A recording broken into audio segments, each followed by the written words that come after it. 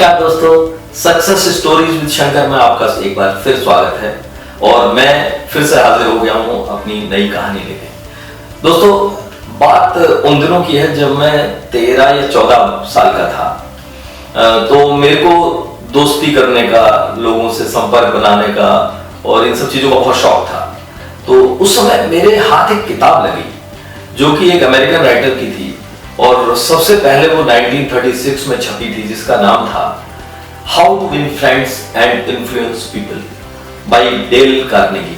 Del Carnegie एक American educational institution में काम करने वाले इंसान थे और उन्होंने एक बहुत ही शानदार किताब लिखी जो कि तब से लेके आज तक लगातार सेल होती है, बिकती है।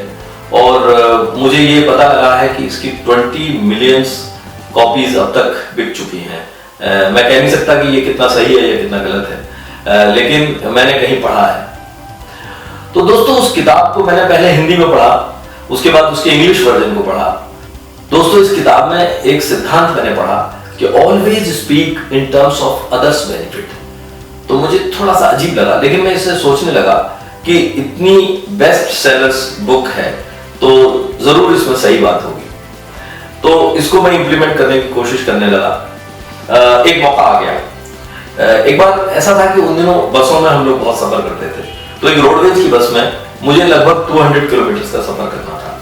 तो मुझे क्योंकि ड्राइविंग का बड़ा शौक था, तो मैं ड्राइवर के पीछे की सीट पर बैठ जाता था, जिससे ये पता लगता रहे, दिखता रहे कि वो कैसे गाड़ी चला रहा है। तो वहां मैं बैठा, लेकिन उस ड्राइवर ने क्या किया कि थोड़ी देर बाद वो हॉर्न बजाने लगा, बार बार हॉर्न बजाने लगा। और उसके गाड़ी के अंदर एक प्रेशर हॉर्न भी था जिसको वो बजा रहा था। एक तो नॉर्मल टाइप के हॉर्न होते हैं बैलून वाले, और एक जो है प्रेशर हॉर्न उस समय नए नए आए थे। तो उसकी इतनी तेज आवाज होती थी कि कान में एक दर्द सा हो जाता था जब भी वो बजाता था। और उसकी हालत ये थी कि वो हर 2 मिनट बाद उस हॉर्न को बजा रहा था। अब मैंने सोचा कि अगर मैं इसको ये बोलता हूँ कि भाई ये हॉर्न बंद करो, आप क्यों बजा रहे हो, तो वो कभी मेरी बात नहीं मानेगा। तो मैं सोचता रहा कि मैं क्या करूं। तो 50 किलोमीटर चलने के बाद हम लोग चाय पानी के लिए छोटे से ढाबे पर रुके। तो ड्राइवर को आप जानते ही हैं कि फ्री में चाय नाश्ता खाना मिलता है ढाबों में, तो वो भी कूद के उतरा और बैठ गया चाय पीने के लिए। तो मैं धीरे से उसके सामने जाके बैठ गया। मैंने उससे कहा कि ड्राइवर साहब, आप तो बड़ी मस्त गाड़ी चलाते हैं। बोले यार भाई 15 साल हो गए गाड़ी चलाते हुए, क्या कौन सी बड़ी बात है।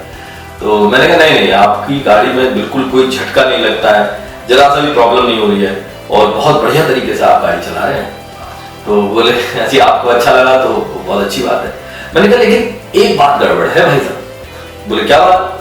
ये जो आप हॉर्न बजा रहे हैं ना, ये बहुत खतरनाक है। बोले वो कैसे? मैंने कहा इसकी आवाज सबसे ज्यादा आपको सुनाई देती है और ये प्रेशर हॉर्न में एक प्रॉब्लम होती है कि अगर इसको लगातार आप 4-6 महीने तक ऐसे ही सुनते रहेंगे तो आपके कान हमेशा के लिए खराब हो सकते हैं। वो एकदम घबरा गया, मेरी तरफ देखने लगा, क्या आप सही कह रहे हैं? तो मैंने कहा भाई मैं साइंस पढ़ता हूं और मेरी साइंस की किताब में लिखा हुआ है कि प्रेशर हॉर्न्स बिल्कुल नहीं बजने चाहिए और बिल्कुल नहीं सुनने चाहिए। इस हॉर्न के सुनने पे कान के खराब होने का पूरा पूरा अंदेशा रहेगा। बोले अच्छा। मैंने कहा हाँ भाई, बाकी आपकी मर्जी। तो दोस्तों, उसके बाद क्या हुआ कि आगे का जो 200 किलोमीटर का सफर था, 250 किलोमीटर का करीब सफर था, उसमें उसने बिल्कुल वो हॉर्न नहीं बजाया और वो जो बैलून वाला हॉर्न है बस उसी को बजा के काम चलाता रहा। तो मुझे लगा कि डेल कार्नेगी जी कितने इंटेलिजेंट इंसान थे, कितने विवेकशील इंसान थे कि उन्होंने इतनी अच्छी राय उसमें दी। उस दिन से लेकर आज तक देखिए मुझे ये कहानी याद है और मैं इस कहानी को हमेशा याद रखता हूं। और उसके बाद वो मेरी जिंदगी के इतने लंबे सफर में कई बार इस तरह की सिचुएशन मेरे सामने आई कि मैंने ये फार्मूला इस्तेमाल किया। तो दोस्तों, how to win friends and influence people की वो किताब जिसमें ये लिखा था कि always speak in terms of others benefit, कितनी सच्ची बात थी और कितनी प्रभावशाली बात थी, ये मैं आज तक समझता आया हूं। और 1936 में जो किताब पहली बार पब्लिश हुई थी, वो आज भी उसके हजारों एडिशन पब्लिश हो चुके हैं और कई अलग अलग रूपों में, अलग अलग भाषाओं में और अलग अलग पब्लिशिंग हाउस ने इसको पब्लिश किया है।